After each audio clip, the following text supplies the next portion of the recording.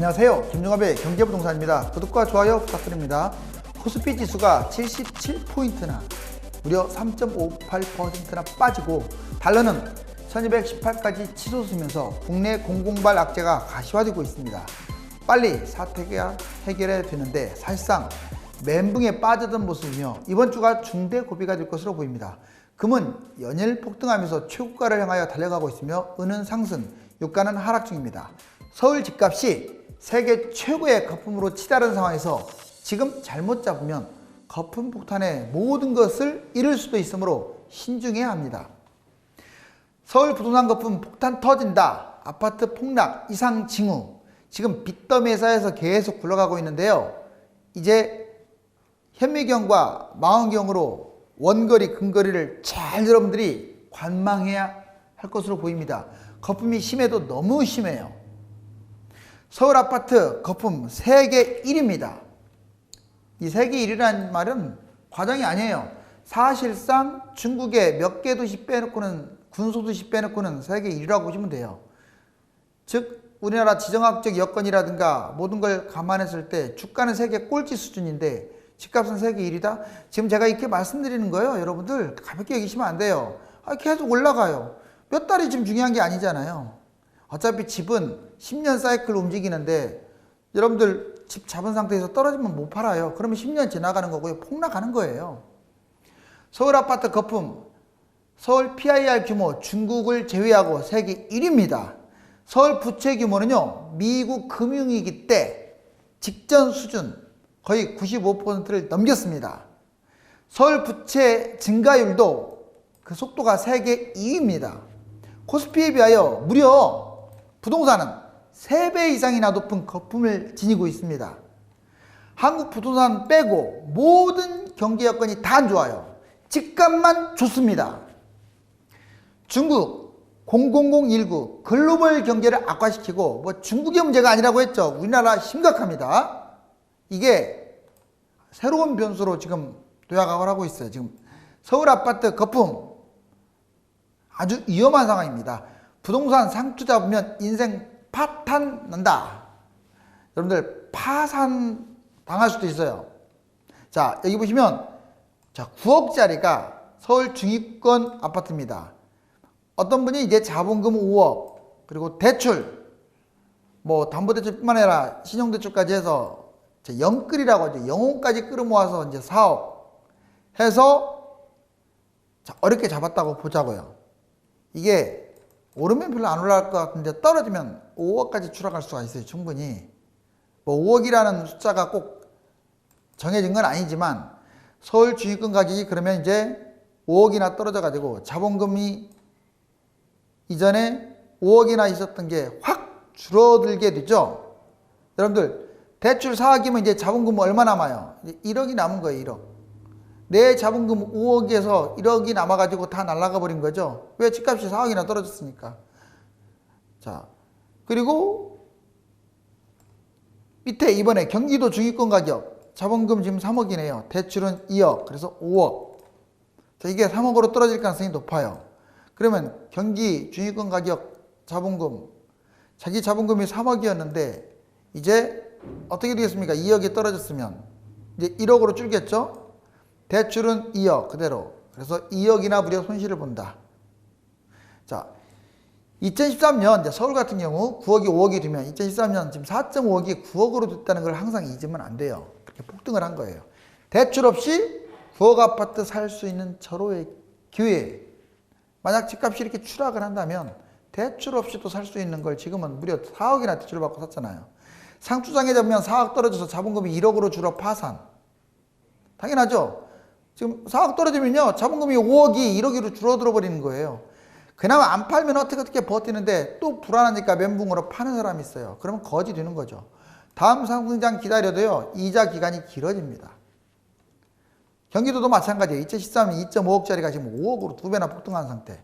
대출 없이 5억 아파트 살 기회. 즉 대출 없이 5억 아파트를 3억에 살 수 있는 기회를 놓친 거죠. 상투장에 잡으면 2억이나 떨어져서 자본금이 1억으로 줄어가지고 역시 파산될 위험성이 높습니다. 다음 상승장 기다려도 이자만 실컷 내는 그런 꼴이 될 수 있어요.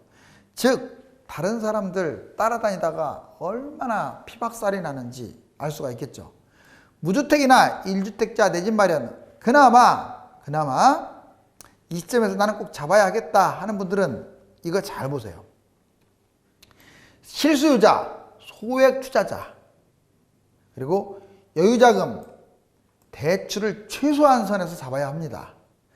자, 청약을 넣는 게 가장 좋고요. 그 다음에 5년 상승폭이 낮은 곳을 고르세요.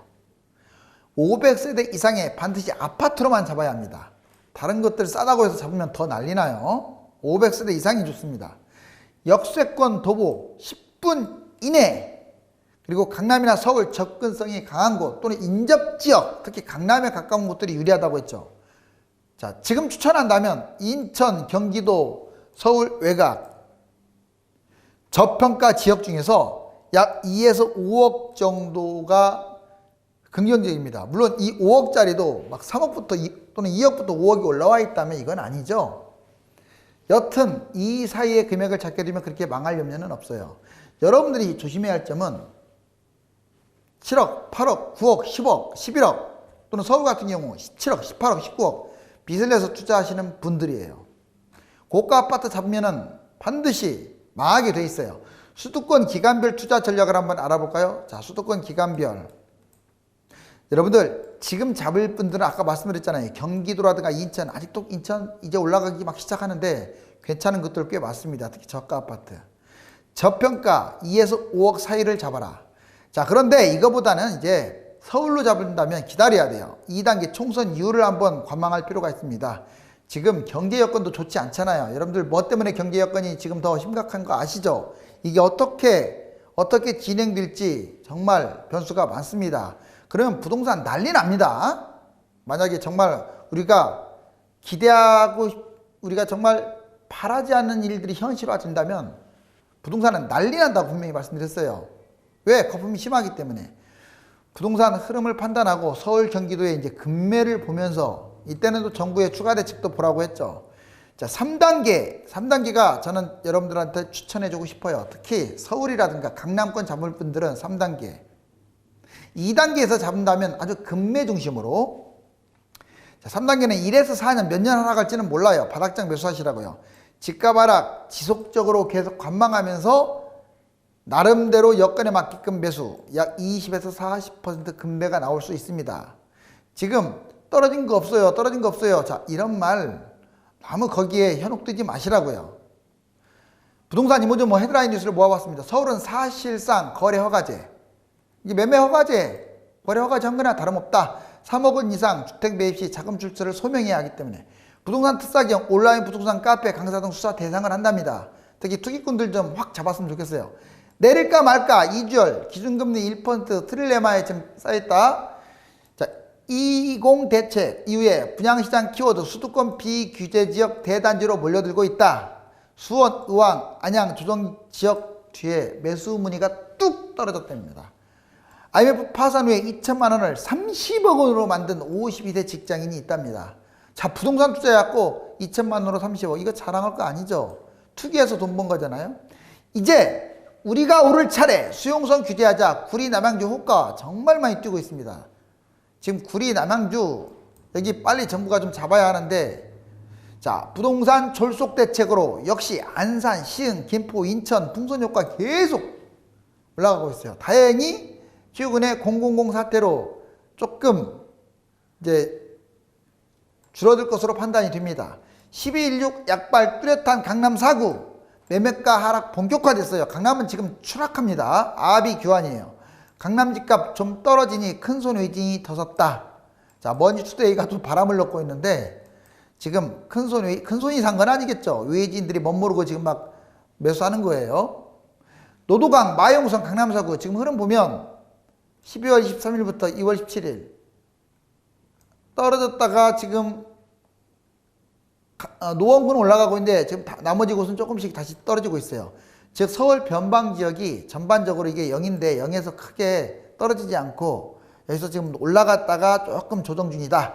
자, 마용성 계속 지금 추락 중이죠. 이렇게 아직 0까지는 안 내려왔지만 거의. 강남 4구 사실상 마이너스로 지금 이게 0인데 다 추락 확대되고 있어요.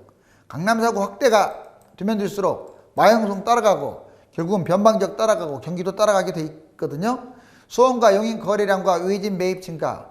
수원시 보면 작년 1월 달에 2115건, 올해 1월 달 4100, 벌써 2배나 늘어났고, 용인시 2600이 3800으로 거의 1배 반 이상 늘었고. 자, 근데 외진이 늘어나는 속도는 더 무서워요. 작년 1월 달 296건, 올해는 835건. 도대체 외진이 거의 3배, 4배까지 부풀려 나왔네요. 용인시도 마찬가지로 588건인데 902건. 거의 2배 가까이 외진이 늘어났습니다. 외진이 늘어났다는 것은 투기한다는 뜻이에요. 금리나 부동산 불법에 대응하라. 여기 보시면 기준금리 및 국고채 3년물 금리추이. 국고채 3년물이 작년 8월달 저점 찍고 오르는 듯 하더니 다시 또 추락해가지고 완전 내려가고 있네요. 기준금리는 1.50에서 1.25 계속 동결 중인데 이게 지금 000 사태까지 겹쳐서 또 내려갈 수도 있습니다. 그렇다고 해서 이제 부동산에 이게 엄청난 호재가 될 것 같지는 않아요. 대응방도 장관 1차관 해서 지금 감정원에서 실거래 상설 조사팀, 부동산 거래 질서 교란 행위 신고센터까지 이렇게 두 방향으로 나눠서 투기꾼들 옥매이고 있습니다. 코스피 3배 이상 거품 심한 부동산. 코스피는요, 사실 현재 상황에서 본다면 PER 규모가 정말 낮아요. 근데 부동산 PIR 규모는 코스피에 비해서 3배나 거품이 심해요. 이래서 부동산이 지금 무섭다는 거예요. 여기 보세요. 자, 코스피 물론 금융위기 때는 이렇게 지금 900까지 떨어졌던 게 올라와서 여기 보시면 실질적으로 2200, 2000에서 왔다 갔다 놀다가 2600 언저리까지 갔다가 다시 또 추락해갖고 2000밖에 안 돼요. 오히려 10년 전보다 더 밑으로 떨어졌네요. 그런데 자, 서울 아파트 빨간색 보세요. 오르내려 가더니 쭉 떨어졌습니다. 그러다가 여기서 올라간 거 보세요. 이게 서울이에요. 여기까지 올라왔죠. 자, 한번 보세요. 이렇게 10년 전보다. 자, 주식은 오히려 떨어졌는데 오히려 주식은 여러분들 그 대기업들 얼마나 규모가 커졌습니까? 이렇게 떨어졌다는 것은 웬만한 대기업과 중소기업들 반토막이란 얘기예요. 거의 7, 80%가 반토막. 서울은 반토막은커녕 지금 뭐 다 신고가 중이죠. 자, 여기 보시면 코스피 10년 전 2200보다 하락을 했어요. 오히려 지금 2000이잖아요. 2084. 부동산 주식 PIR, PER 따지면 코스피가 약 4800을 가야 돼요. 부동산에 맞춘다면 코스피 지수가 4800까지 가야 한다고요. 자, 오늘 78포인트나 빠졌어요.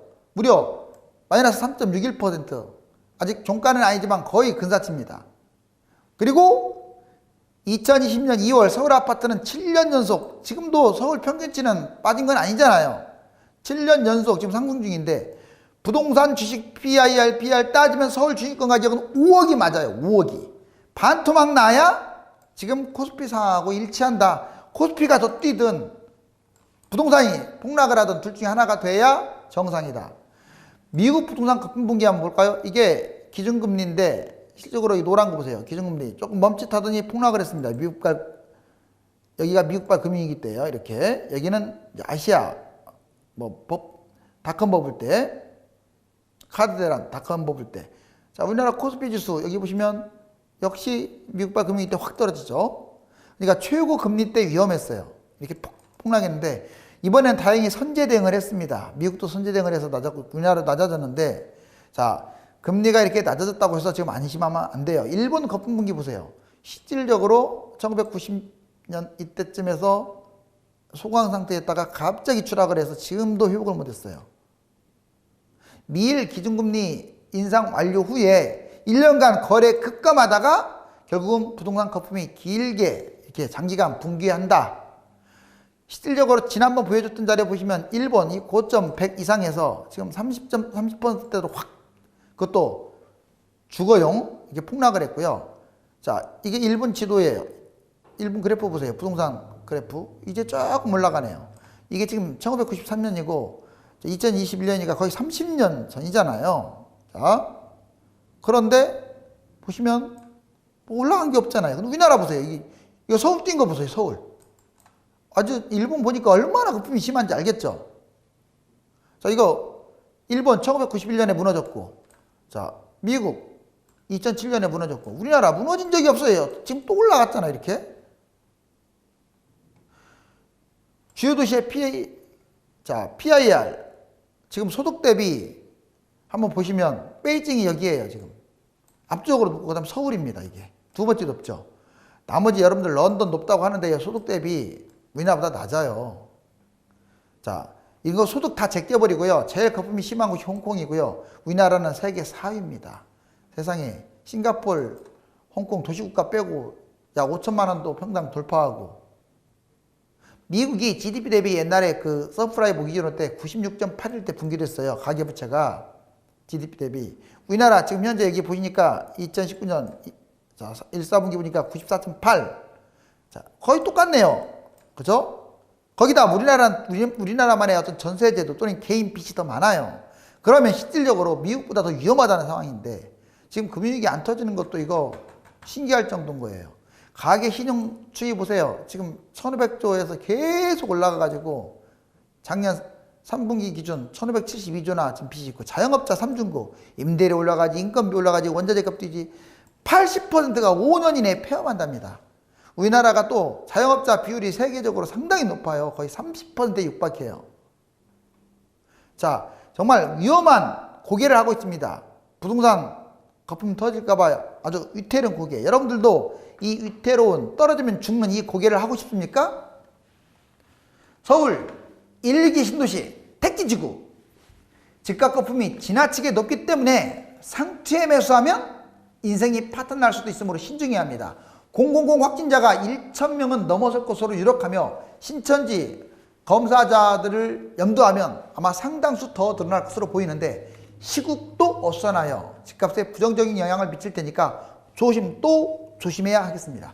국민들이 슬기롭게 이 난관을 이겨낼 것으로 봅니다. 감사합니다.